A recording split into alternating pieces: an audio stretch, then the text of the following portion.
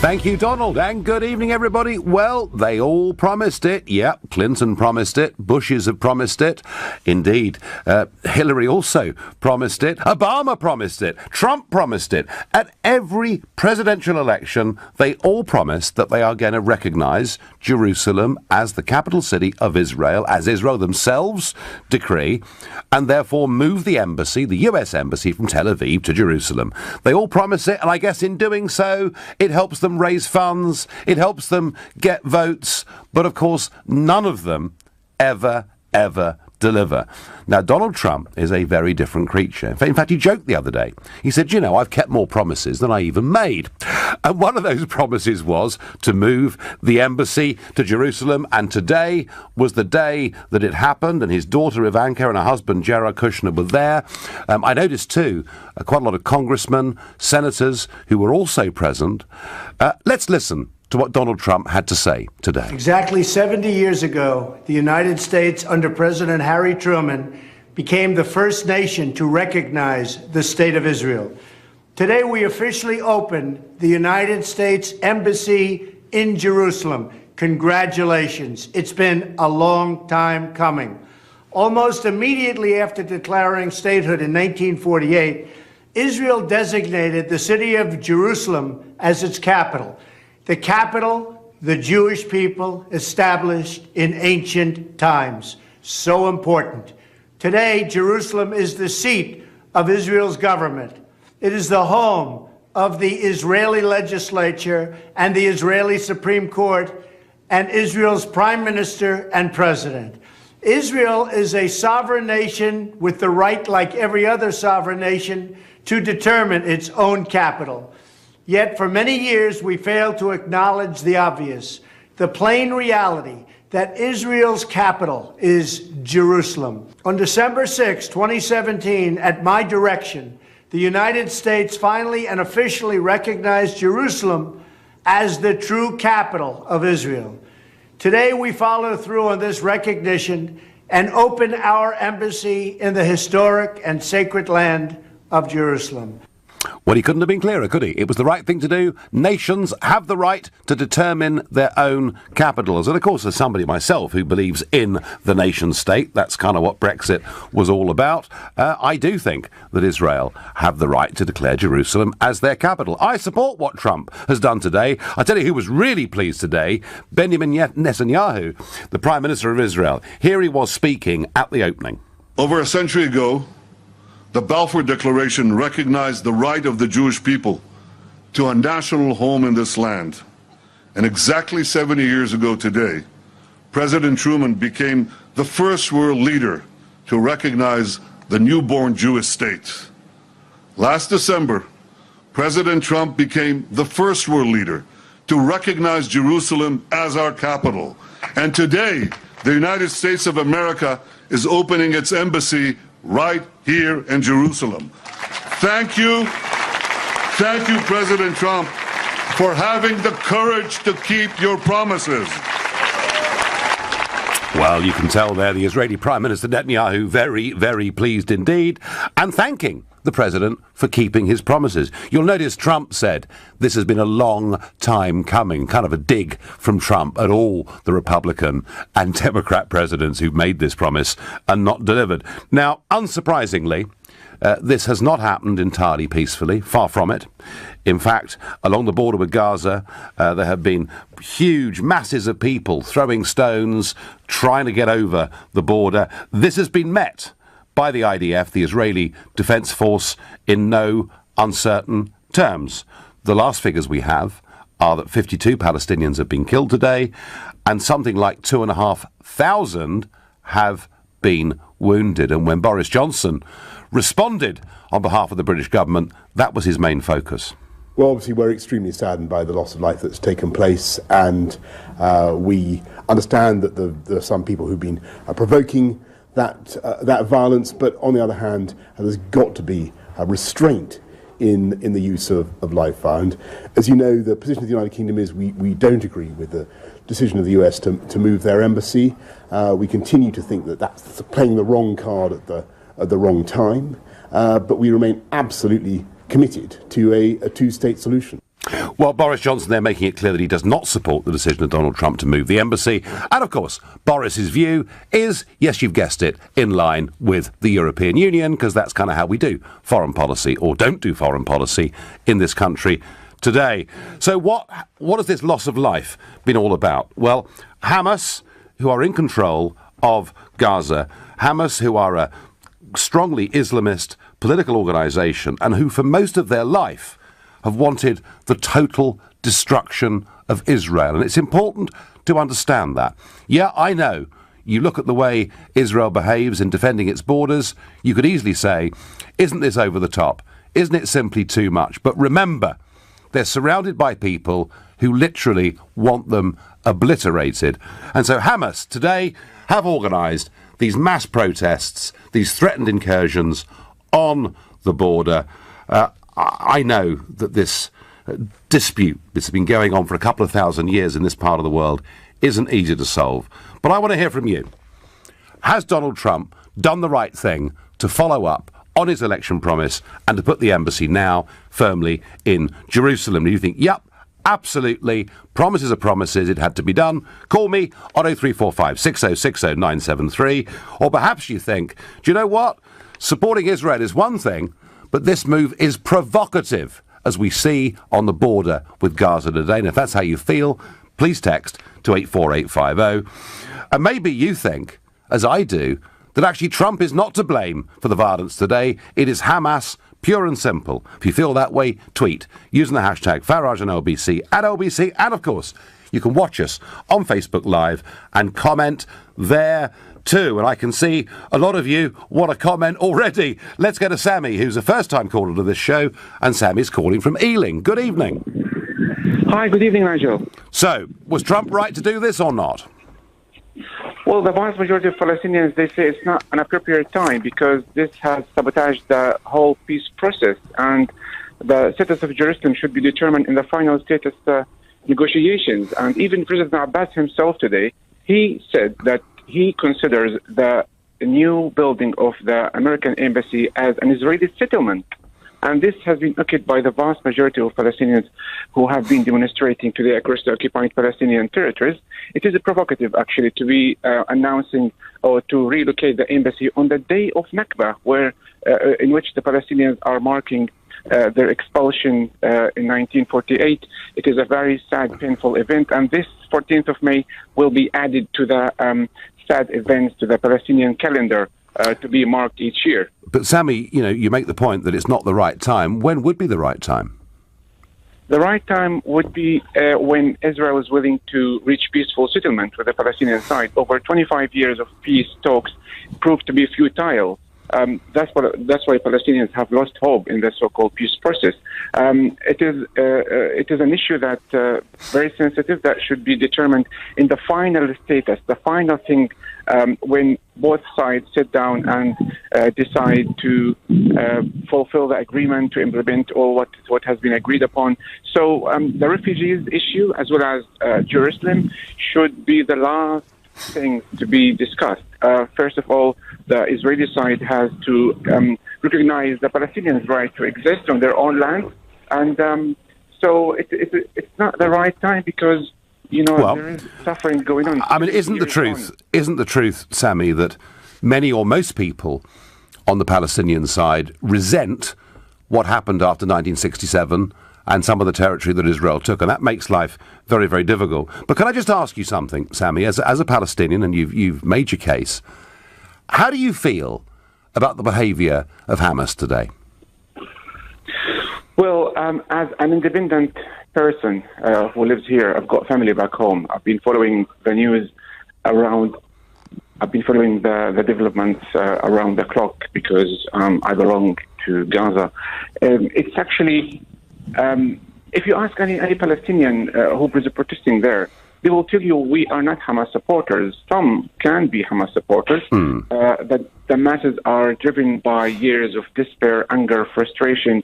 They have nothing to lose. Although Hamas is facilitating its right, they facilitate the arrival of those protesters, and also by setting up some tents, medical personnel, looking after the traffic. But at the end of the day, those young teenagers have no hope, no future. Well, they're being used, Sammy, aren't they? They're being used as a political weapon, some of them reputedly being paid some money for doing it, and they're basically being used by Hamas as cannon fodder. The real provocation today, Sammy, is by Hamas, not surely by Donald Trump.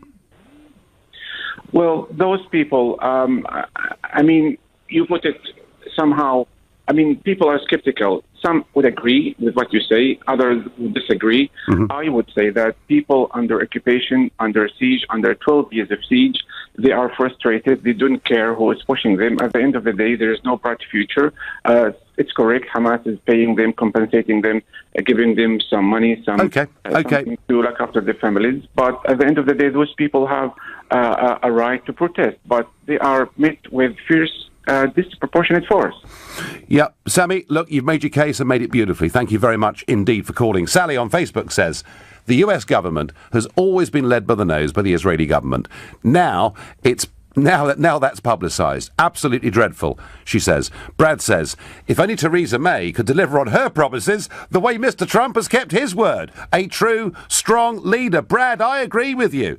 And Mrs. May, well, she's got some real problems coming up over the next few weeks, and we'll discuss that, I've no doubt, particularly when it comes to the vote on the customs union and how on earth will she solve the problem of the Irish border, given the massive concessions she made back in December? But we're not discussing that today, Brad, even though I agree with you. And Graham says, this will be the end of mankind. Israel is wrong, and they have learnt nothing of the past. Well, one thing for certain, whenever you discuss this particular issue, there are always very strong opinions on both sides. I thought what was great was to get a Palestinian in London like Sammy, with whom I disagree, but actually able to talk about it in a civilised, sensible, grown-up, and I'm going to say it, it's the LBC way. You're listening to The Nigel Farage Show.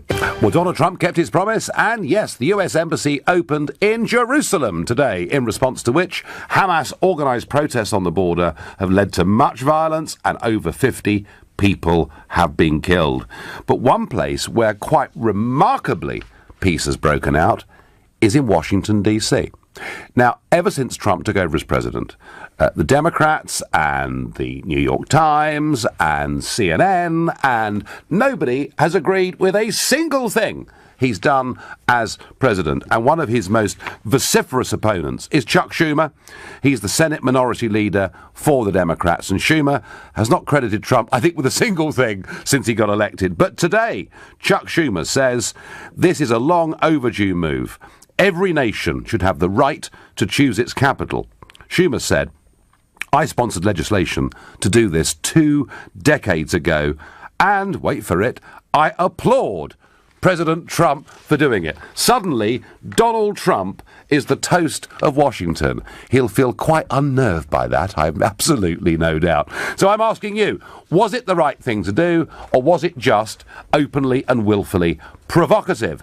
I'm going to go to Dov, first-time caller from Hampstead in North London. Good evening. Good evening, Nigel. I'm really enjoying your show and your attempt to be fair and very balanced. I'm trying. Well,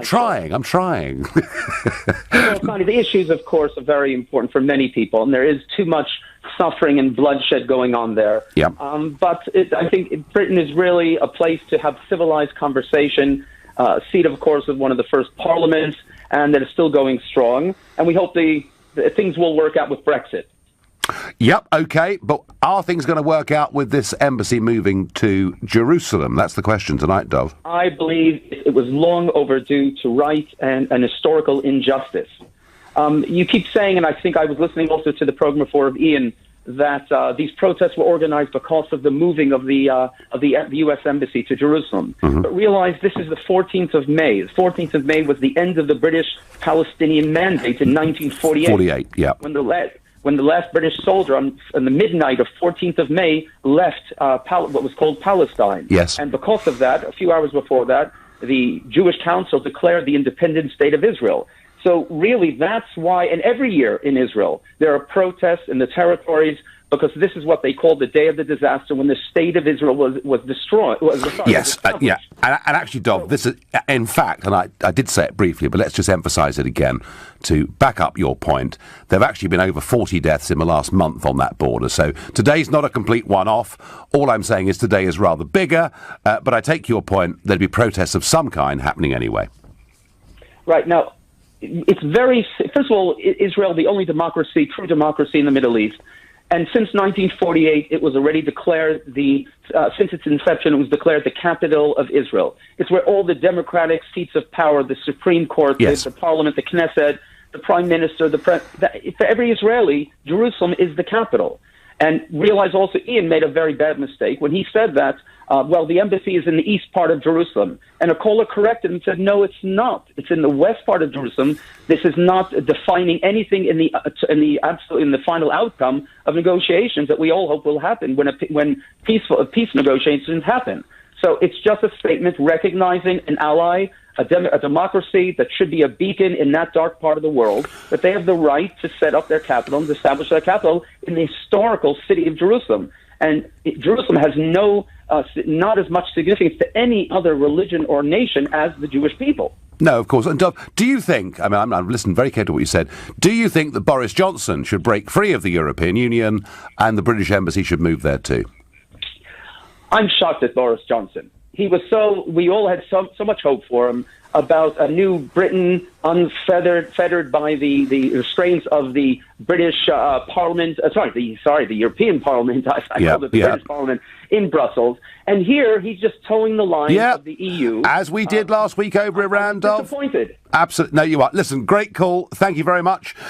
Anonymous, I get by SMS. Nigel, I wonder what you would say if 54 Israeli civilians, including children, were shot dead by Palestinian police for throwing stones and Molotov cocktails. Well, I'd condemn it, of course, and I'm not supporting what the Israelis have done today, but I am giving some justification of defence in that Hamas have, for most of their lives, wanted Israel to be obliterated, and what the Israeli Defence Force will not allow is a mass invasion into their territory. But I do understand, of course, the point that you make. I get on Twitter. Because of Trump's actions, at least 52 people are dead today and thousands injured. Is this something you're happy with? At Nigel_Farage. No, I'm not happy with it. I'm not pretending I'm happy with it. What I am saying, though, is that Israel has declared Jerusalem as their capital. It's where all the apparatus of government is. It is quite logical for the Americans to move their embassy there. Actually, it's imperative they do it because it was an election promise. And for us, this is difficult because we're so used to our politicians willfully lying to us at elections and not carrying it out. Trump is doing it differently. I think he's done the right thing. I certainly don't support what's happened on that border. And I think Hamas have used, and you know, Dov made the point that actually today is a big day where many Palestinians do feel a great injustice. But my goodness me, they've ramped it up today. They're effectively using young Palestinian people, they're using them as cannon fodder. I get also from Mick on SMS, Hamas treat their young people like bullets. They seem to consider that life is cheap. There is no intelligent reason to send their people over the top to openly threaten a democratic country. Well, Mick, I have to say I rather agree with that. Let's ask Simon in Edgware how he feels about today's developments. Good evening. Good evening, Nigel. Well, as we've already heard, long overdue. And let me correct what Sammy said. In 1947, you'll appreciate this, 1947, the UN decreed that the country should be split. Half for Jews, half for Palestinians. Yep. That was rejected by the Grand Mufti of Jerusalem, who was a neo-Nazi and in alliance with Hitler, as you probably know. And I have seen some of that history, yes. Yeah, and he told his people, leave your homes and we'll come back and drive the Jews into the sea. Just want to correct that little bit of historical. But let's move on from that. Here we are today. This is long overdue. No American president had the guts to do it. It is a pledge. And let's look at what's happening on the Gaza border. Let's imagine that a couple of hundred people got through that border, and Hamas have admitted that amongst those people are their own terrorists, loaded up with explosives and arms to try and... Imagine if they got through to the town of Ashkelon, Sderot, which are the first Israeli towns, and there's also one or two kibbutzes nearby, ran amok, took hostages and murdered civilians. Can you imagine? That is a nightmare scenario. And the IDF, in my opinion, have been rather restrained under the circumstances. Restrained? Simon, if you see the pictures of... I mean, they're using... Well, what choice do they have? You have what country could tolerate tens of thousands of people heading for that border and trying No. I know, Simon, I understand that. It's just the use of the word restrained I don't necessarily agree with. I mean, using snipers... Right, if you don't like that word, they could be... There's a lot of countries like China and Russia who would have just machine gunned people on the border willy-nilly. We've seen that. We knew that happening. We saw that happen in Tiananmen Square in 1976. But look, let's just... Sorry, if you don't like that word, let's just look at the situation. This is a very cynical, nasty and cowardly attempt by Hamas to use their own people, as you've already mentioned yourself, as cannon fodder. Yep. And therefore, it is incumbent. Any country has the right to defend its borders. Hamas have used their own people cynically and very irresponsibly. And for me, I hold them responsible for those deaths. And let's be honest, Nigel, even if the Jerusalem opening hadn't happened today, there would have been violent demonstrations regardless. Look, Israel left the Gaza Strip in 2005, and in return, it's had around 8,000 rockets. And also, just one other point. I know. Simon, I don't want to get too deep. I don't want to get too deep into the history of this. But you basically think it's long overdue and it's the right thing, and I thank you, and I am going to move on. I've got to. Loads of callers on this. Paul on Facebook says, the UK must move their embassy to Jerusalem. It's the right thing to do. Cassie says, moving the US embassy to Jerusalem was authorised by US legislators decades ago. Trump had the courage to do what others haven't. And Cassie, that's very much the point Chuck Schumer is making today when he comes out and, shock horror, supports the president. Mary is calling from Croydon. Mary, good evening to you. Good evening. So, has Donald Trump done the right thing? No, not at all. Actually, what I wanted to talk about is why is it illegal to do that? Several of your callers and some of the commentators were saying, well, what's the big deal? It's West Jerusalem. And this is exactly what I wanted to talk about. Yes, West Jerusalem is under the sovereignty of Israel historically. However, what Israel done, as you know, and what have you said yourself, is that it annexed East Jerusalem. By doing so, the unified Jerusalem became the capital of Israel. Therefore, transferring any any embassies to the unified Jerusalem is illegal. The question is why?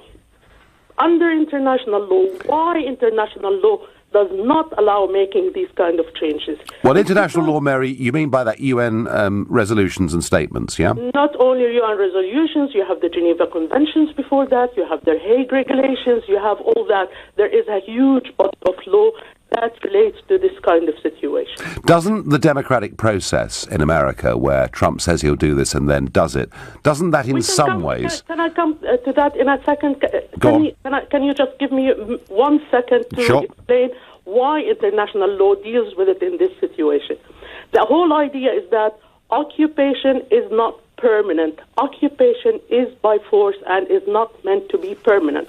Because of that, any changes on the ground to the demography, to the resources, transferring of population, taking out land, and all that, is depriving the occupied territories from the possibility of coming back to its feet and depriving the possibility of ending occupation. This is why it's illegal under international law. So it's not enough to say it's illegal. It's important to understand why it's illegal. It's because it will not, as we say, it will not allow for a peace process. No, Mary, you've made the point. The phone line is cutting in and cutting out. Mary makes the point. It's against international law. It's not the right thing to do. Lots of strong views. You're listening to The Nigel Farage Show, exclusively on LBC. Trump moves the embassy to Jerusalem. There are violent protests. Many people killed, thousands wounded. But I'm asking you, has he done the right thing to keep that election promise? But before I go back to that, some European news. So Italy has a new government. A coalition has been formed between the Five Star Movement, that's the party that was set up by Beppe Grillo, the first really online mainline political party we've ever seen in the world, and they have got into coalition with the League, the Lega, who are predominantly a northern Italian party and are very, very Eurosceptic and tough on immigration. I know both of these political parties. In fact, at the moment, I'm working with the Five Star Movement in the European Parliament. I worked with the League in the past, so I know both of these parties. And these parties are what the Brussels mainstream would call populists. So if you accept that term, this is the first populist government of a major European country. It's a very, very big day. We don't yet know the name of the Prime Minister. They're going to find a compromise candidate between the two different parties. But what we do know is they intend to cut taxation quite radically. They intend to do away with pension reforms that would have seen pensions being lowered. They're going to go on a spending spree. Quite how the Germans are going to respond to this, I do not know. And I think that the pressure this is now going to put on the Eurozone over the years to come is simply enormous. So you've heard me say it before, I'll say it again. The Brexit vote, the Trump election, weren't just a one-off in 2016. They were the beginning of an absolutely fundamental change across the West. Now, someone who's trying to stop that fundamental change is a man called David Miliband. He is, of course, the former Foreign Secretary who's been living in New York for some years, working for a refugee charity, earning $600,000 a year as a salary. It's an organisation, International Rescue, that in the past has been funded by, yeah, you've guessed it, the European Union, and, of course, the British government has put in money too, and, of course, people like George Soros have also funded it. But Miliband is back, and he's telling us that if we were to leave the customs union and the single market, it would be an economic catastrophe.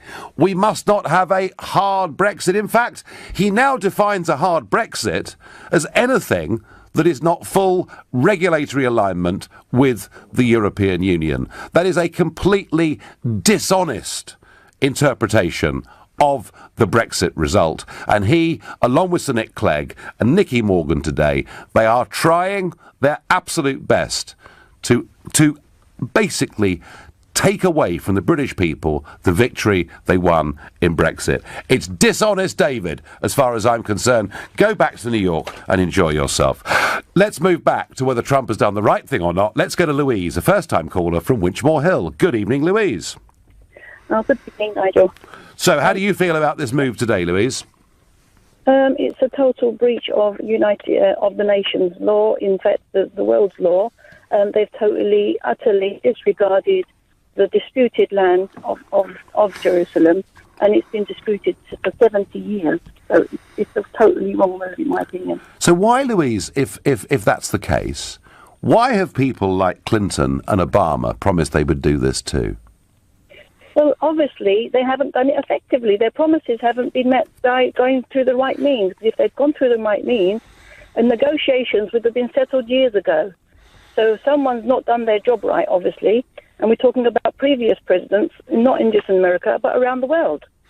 And in the meantime, the people that pay the price, and they continue to pay the price with their lives, is the Palestinian people. Well, that's certainly right to say that a lot of Palestinian people are being killed and thousands wounded. So let's not let's not underplay the severity in human terms of what's happened today. But aren't they being used, Louise? Aren't these young Palestinians being used by Hamas in the most cynical way? Can I just say, who has evidence or proof of the fact that every 50 member of Palestinians that's been killed is young? Have we actually gone ahead and done a head count? Have we done actually a full head count, as well as found out who these people were from their backgrounds, from their lives? If you look at the pictures, they're pretty much, I won't say they're all young people, but they are predominantly young people, Louise. Well, we don't have any physical other than a picture on the screen to show you where these people came from, what they were trying to say. In fact, the 2,000 plus people that have disputed this move today is Palestinian normal people. Not all Hamas that the radio has been blaring about. All right. Well, OK, we talk about Hamas because, of course, they are actually controlling Gaza. And we talk, Louise, about Hamas because for most of their existence, they've wanted the total destruction of the state of Israel. I mean, is it any wonder, against people like that Israel choose to defend themselves? I think what Israel did in the beginning was take land that wasn't theirs, which they feel they've been entitled to. But the fact of the matter is, Palestinian people have been there just as long as Israeli people have been there. There's historical proof. There's evidence to prove that. But they feel that they have a right to take the whole land for themselves because they're Jews. But unfortunately, Palestinians have been settlers there for centuries just as much as they have. They've gone round the wrong means. They should go around the right means. So do you think, Louise, negotiations. Do you think we should re-examine the borders post the 1967 war? Absolutely. Okay. Someone hasn't been doing their job Okay, right. no, Louise, I understand that point. It's a perfectly valid point. Not sure it'll get very far with the Israelis, but I understand it. Louise, thank you very much indeed for your call. Chris is very angry. He says, I have supported Trump in the past on certain issues, but I no longer support him, as this and the Iran deal are unnecessarily provocative. It will lead to massive trouble. Michael takes a different view. He says America has every right to put its embassy where it pleases. Hamas have simply used the move as an excuse to put their own people in harm's way in order to generate anti-Israeli propaganda. Well, I can assure you, across many of the world's news channels tonight, there is plenty of anti-Israeli, whether it's propaganda or not, you'll have to make your own mind up, but clearly, Hamas were looking for a very large-scale provocation, partly because of this move, and partly, as has been pointed out, because historically, this was a big day back in 1948 that many Palestinians see as a huge and unjust defeat. Let's go to Tel Aviv in Israel, to Robert, who's a first-time caller to the show. Good evening, Robert. Hello, Nigel. I'm a big fan. I really like your show. And you listen from Tel Aviv on a regular basis, do you? On a regular basis, every evening at 9 p.m. local time. 9? Oh, yeah, so you're 2 hours on. And so, what? I mean, tell me something. What's the mood in Tel Aviv today? Well, they're ecstatic, I'm telling you. I mean, it's even driving the country a little bit bonkers. Right. I mean, have you heard? They named once they heard Trump is moving the embassy, they named a train station after him. Then they named a square after him. What, today? Then they named a football team after him. Yes, they named a football team after him. Now, what am I supposed to do? Am I supposed to stop at Trump Station, go to Trump Square to the Trump game? I don't understand anything. Wow. Anyway, Well, I think it's the right move, but I really don't think you should get that much credit. I mean, it passed through Congress, didn't it? Like 20 years ago. Yeah, no, that's absolutely right, Robert. It did, but every American president, has gone before the electorate promising they would do it, and none of them have ever had the guts to follow through because, Robert, they've known there would be international condemnation from the European Union, the United Nations, and others. So, he does deserve, whether you think it's a good thing to have done or a bad thing to have done, he has kept his promise. And from what you're saying, people in Israel are ecstatic. How do you view the behaviour of the IDF today? 2,500 people have been wounded, over 50 have been killed. Have they behaved with necessary restraint, in your opinion, Robert? Well, it's a big shame. It really is a shame. First of all, it wasn't today. This thing has been going on for a month. Yes, I know. Now. Yeah. It's been going on for a month.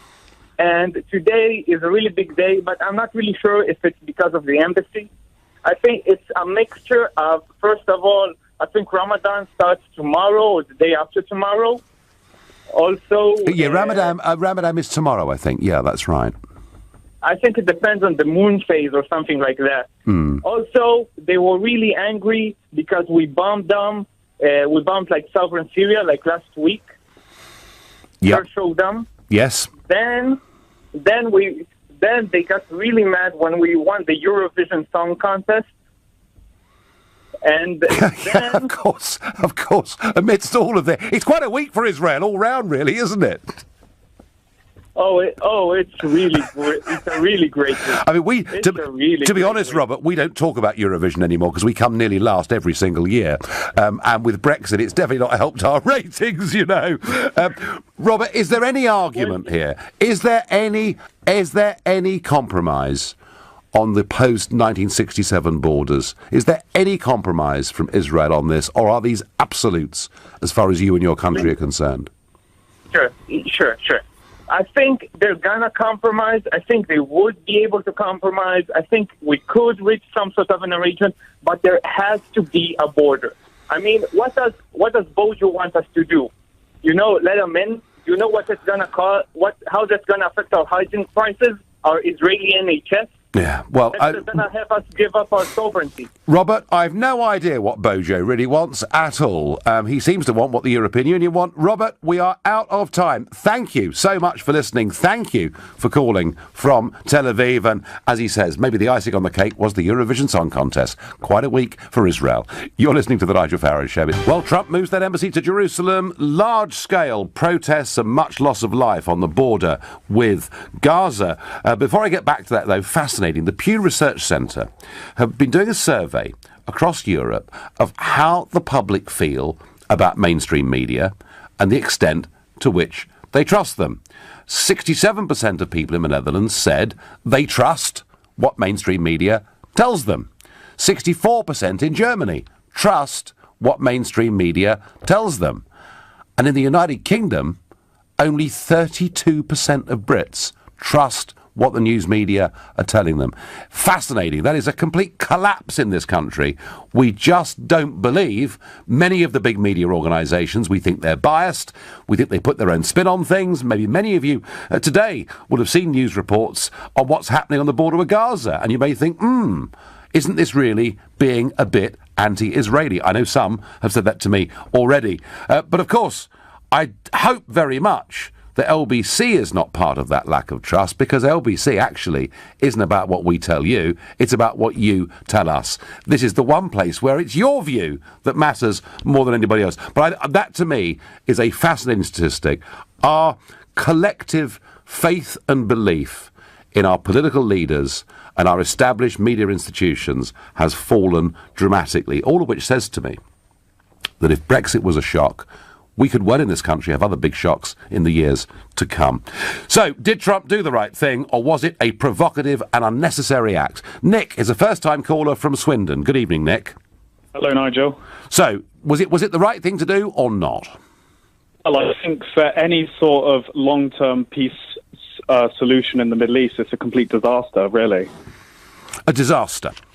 Yeah, a complete disaster. I mean, he's going against everything that was agreed in the Oslo Peace Accords. I mean, to be honest, America have long fashioned themselves as some sort of honest peace broker between Israel and Palestine, but they've never really condemned Israeli war crimes, settlements, or occupation in Palestine. And Trump's just really kind of showing the world what US policy has been for a long time, which is a clear bias towards Israel. Yeah, I mean, I think you could in the past have said there was a bias towards Israel. I think with Donald Trump now as president, it's pretty clear. He's picked a side.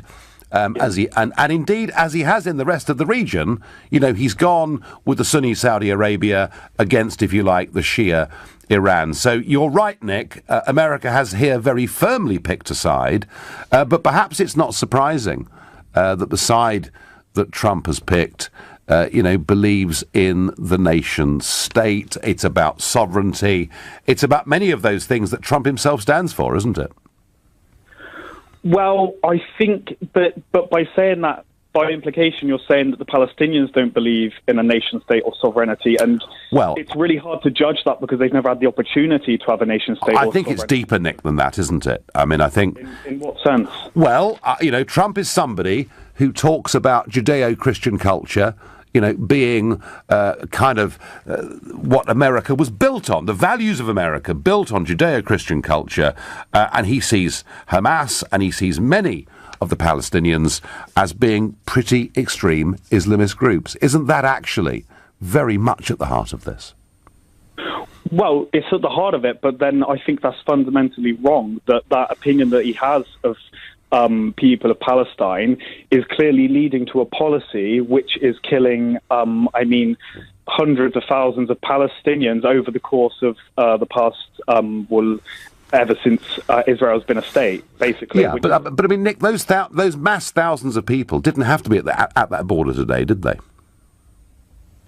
No, they didn't. But I mean, it's the people of Gaza have been under a long-term siege where there's widespread famine and a complete lack of any sort of basic human right or life that you would expect. And I don't really blame them for being angry at the lack of opportunities that they face for such a long time. Yeah. And it's also quite evident that we hear about these protesters that are being aggressive and provocative towards the Israeli soldiers, but there's been no, from what I know, there's been no Israeli soldiers wounded or killed, yet there's been is it now 50, 60 people of Gaza who've been killed and thousands more wounded? And it's just, there's a clear imbalance between those two figures, which I think really it shows the clear imbalance of power between the two sides.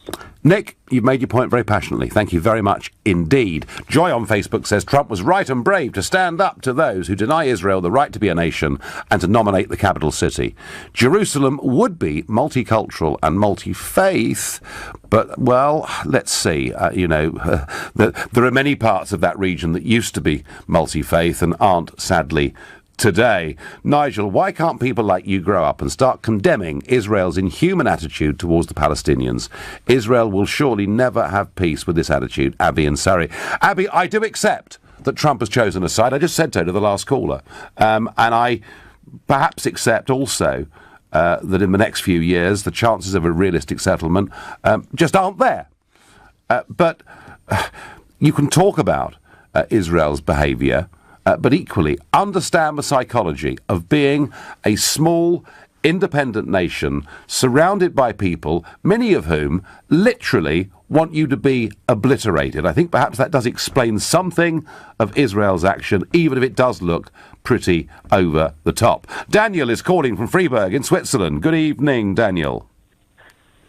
Good evening, Nigel. Thank you for taking my call. Not one bit. So how do you feel about Donald's decision to go and move to Jerusalem with the embassy? Well, he did the right choice, really. I mean, every country should be allowed to establish its capital wherever they want. I mean, I cannot imagine any country telling the UK, well, actually, we're going to place our embassy in Birmingham, not in London. It doesn't make any sense. And many of your previous callers, I think they are either ignoring some facts or just making them up. All the territories that Israel has conquered over the years has been in defensive wars. The original UN resolution of 1947 was accepted by the Jews living there. It was rejected by the Muslims living in Jordan, in Egypt, in Syria, and Iraq, and all of them conjunctively attacked the state of Israel. Yes. Over those, and it happened again in 67, in 73, and those territories were acquired by Israel in defensive wars, and thanks to that, for instance, Israel could make peace with Egypt by returning the Sinai Peninsula. Otherwise, they would be still attacking Israel, because it seems that to them, making war is free. I mean, well, many of them, Daniel, Israel, as you say, many of them just don't accept the fact that Israel was established as a state at all, do they? Exactly. That's the real problem, and I wonder how on earth do these people expect Israel to make peace with neighbors that don't recognize the very right to exist. No, Daniel, it's impossible. Absolutely. And then the reason why, and you were talking about this mainstream media before, you were totally right. This very same reason why there's all this bias against Israel in UK institutions and UK media is for the very same reason why all these sex scandals in Rochdale and Rotherham and all this Birmingham were silenced in decades, you know. Yeah, I know. I'm not going to go into that, but Daniel, thank you for your point of view. I've got time for one last caller. David from Belfast, I'm sorry. You've got 30 to 40 seconds. Welcome. Hello, Nigel. Good evening. I just want to say this is an amazing day. As being a British Jew, I am thrilled that President Trump moved his embassy to Jerusalem. I will just make one point. Yep. Why is the world not condemning Hamas's army of people rushing to the Israeli border to fire stones and fire these here petrol bombs at the Israeli guards? I say this, if you come with force, Israel will defend its people and its land from anybody who seeks to do us harm. Well, David, I tell you what, if nobody else is making that point across the media in Britain, you've just done so and done it very succinctly, and thank you very much for your call. David, very, very pleased there. The formation of Israel was always going to be controversial. In fact, to begin with, what is now known as Uganda was proposed as being the home for the Jewish people, but that was never actually going to work, but it was proposed. I think Trump's done the right thing. That's my view. It's horrible to see what's happening on the border. You've been listening to The Nigel Farage Show.